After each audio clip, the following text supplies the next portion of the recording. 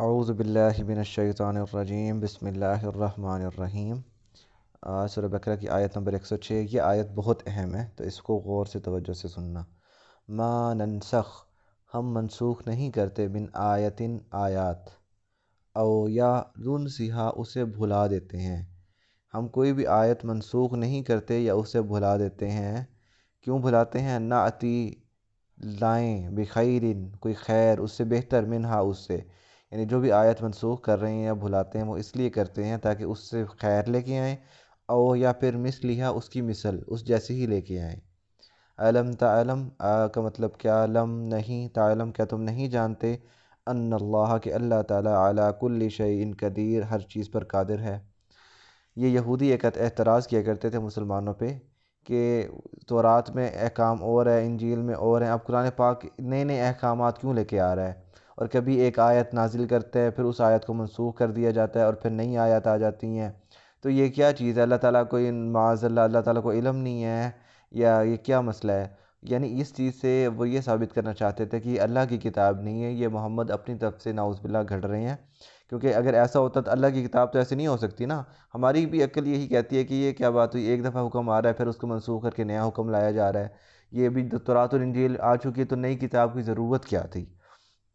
یہ سوال تھے ان کے، جس سے عام مسلمان، مضبوط عقیدے والے تو نہیں لیکن عام مسلمان اس عقیدے میں پھنس جاتے تھے کہ یہ کیا بات ہوئی، ایک حکم آ رہا ہے پھر منسوخ کیا جا رہا ہے۔ بھی اگر تورات، قرآن ان کا انکار تو نہیں کر رہا تھا نا کہ تورات انجیل اللہ کی کتاب نہیں ہے، وہ تو کہہ رہا تھا کہ وہ ہے اللہ کی کتاب، پھر یہ نئی کتاب کیوں آ رہی ہے، نئی قانون کیوں آ رہے ہیں؟ تو اس چیز کو سمجھ لیں کہ یہ نئے قانون کیوں آتے ہیں۔ اس کی دو وجوہات ہیں، اللہ تعالیٰ نے اس میں بتا دی۔ ما ننسخ من آیات او ننسیہا، بھلاتے ہیں، نأتی بخیر منہا، اس سے خیر لے کے آئیں۔ منسوخ دو وجہ سے کیا جاتا ہے، یا تو منسوخ کیا جاتا ہے خوب سے خوب تر کی تلاش میں، یعنی پہلے جو احکام آئے تھے وہ خوب تھے لیکن اب جو آئے ہیں وہ بہترین آئے ہیں۔ اس کو سمجھیں ذرا۔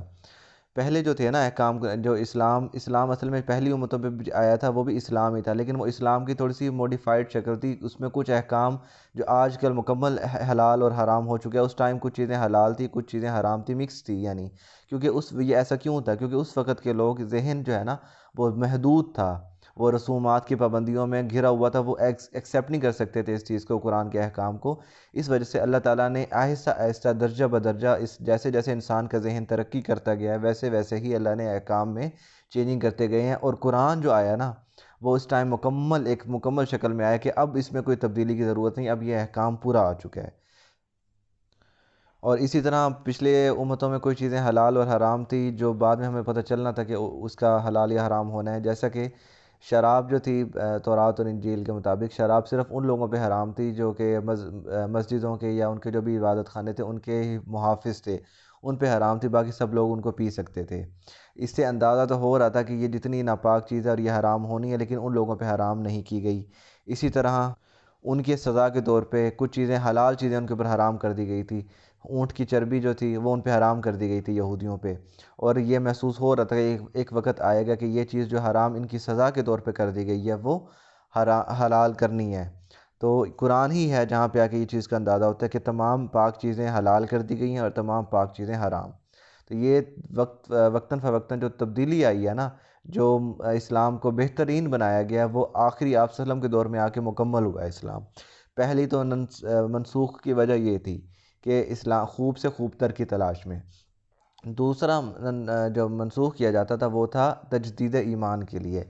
یہودیوں نے اسلام میں ان کی جو تورات اور انجیل تھی اس میں کچھ چیزیں بدل دی تھی، شریعت کے احکام بدل دیے تھے اپنی آسانی کے لیے، ایسے ایسے چیزیں کر لی تھی جو تصور ہی پیدا نہیں ہو سکتا۔